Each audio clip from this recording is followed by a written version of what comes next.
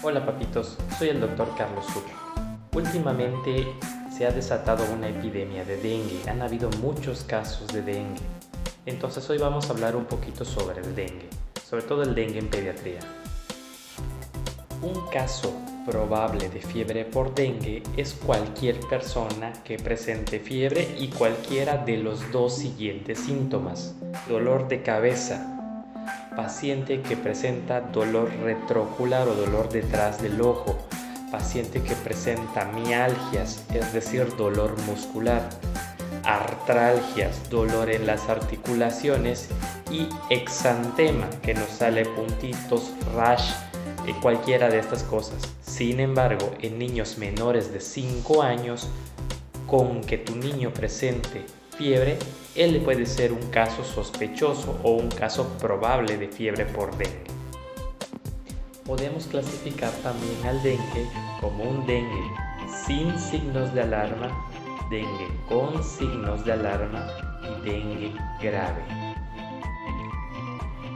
Los principales signos de alarma son dolor abdominal intenso y continuo, paciente que presenta vómitos persistentes, paciente que presenta acumulación de líquido, es decir, empieza con hinchazón o edema generalizado, sangrado de mucosas, es decir, que empieza a sangrar en cualquier parte del cuerpo. Puede sangrar de la nariz, puede sangrar de las encías mientras está cepillando los dientes. En las niñas que ya están en su edad pueden presentar reglas incluso cuando no es su fecha de regla, o bien que su regla se prolongue más de lo habitual. Paciente que empieza con alteración del estado de conciencia, que yo lo veo demasiado somnoliento, que lo veo irritable, que lo veo letárgico. Paciente que presenta hepatomegalia, es decir, que el hígado empieza a sentirse más grande de lo habitual. Claro que esto tendría que valorarlo un médico para poder corroborar si es una verdadera hepatomegalia. Y por laboratorios, paciente que empieza a presentar disminución de las plaquetas. En general, el dengue tiene 3 partes o 3 fases: la fase febril, la fase crítica y la fase de recuperación. La fase febril suele tardar entre 2 y 7 días. Lo principal o el principal síntoma es efectivamente la fiebre. Durante esta fase empieza el dolor de cabeza, puede presentar los vómitos, puede presentar el dolor articular, puede presentarse el dolor muscular, y casi siempre se acompaña con el rash o con estos puntitos que nos empieza a salir en la piel. En los niños es menos sintomático que en los adultos, es decir, a veces no da tantas molestias ni tantos síntomas. Por eso decía anteriormente que con que su niño presente fiebre, ese puede ser el primer indicador de un dengue. Las fiebres pueden llegar hasta casi 40 grados y durante los primeros días ningún medicamento para calentura puede ser totalmente efectivo.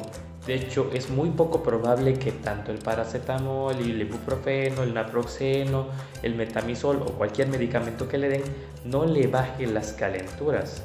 E incluso eso nos puede confundir, ya que muchas veces van con cualquier médico y como está empezando, es fácil que les diagnostiquen otra cosa, que les digan es una infección de la garganta, es una infección de la pancita por los vómitos o por estas molestias. Y cuando son fiebres que persisten, a pesar del tratamiento, es cuando empiezan incluso a sospechar en un probable dengue. Después de la fase febril viene la fase crítica, es decir, la parte peligrosa del dengue. Esta puede ocurrir en cualquier momento de la enfermedad, casi siempre entre el tercer y séptimo día, y casi siempre coincide con la defervescencia, es decir, cuando el niño se le quita las fiebres. Lo más característico de esta fase es que el paciente puede presentar hemoconcentración, es decir, cuando yo le tomo los laboratorios veo en la muestra de sangre que la sangre está más concentrada, por así decirlo.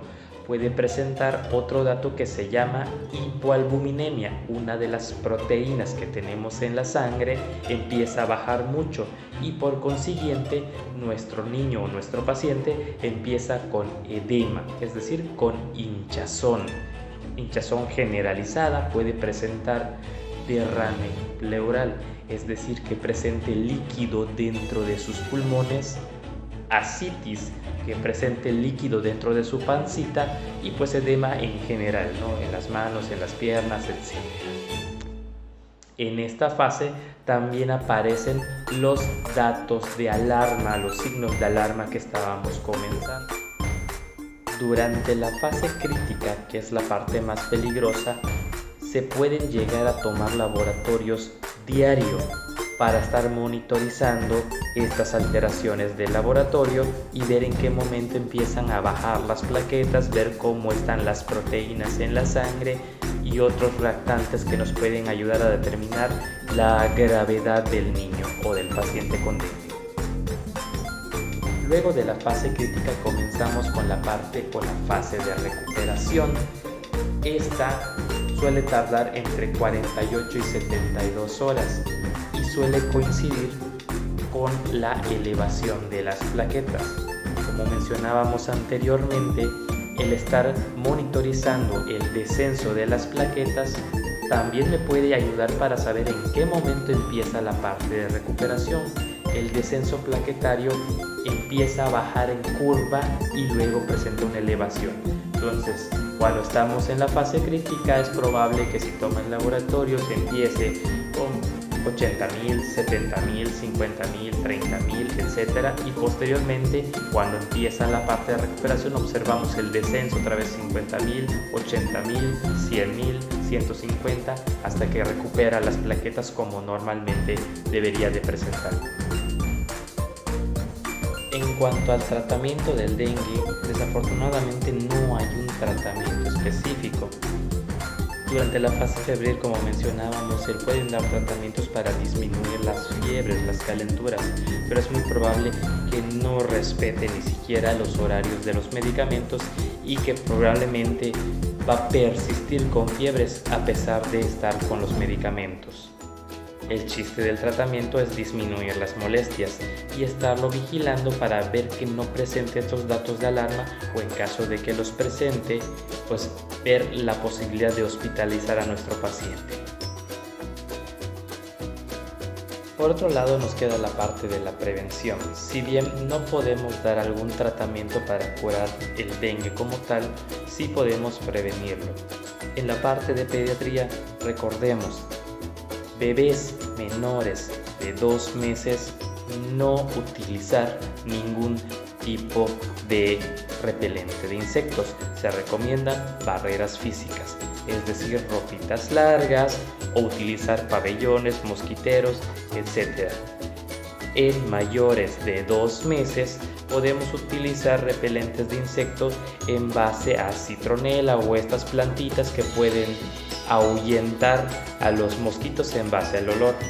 Y ya en bebés mayores de 6 meses, 1 año, dependiendo de las marcas de estos repelentes, podemos utilizar unos que tengan baja concentración de DEET. Por último, también recordar la importancia de la descacharrización, que no hayan lugares donde se pueda acumular el agua. Tal vez como dato cultural vale mencionar que incluso en una corcholatita pueden haber hasta más de 100 huevecillos del mosquito que puede causar el dengue. El dengue, recordemos que se transmite indirectamente, es decir, no se transmite de persona a persona, pero sí si el mosquito pica a una persona que tiene la enfermedad y pica a otra persona, él ya le transmitió el dengue a través del mosquito.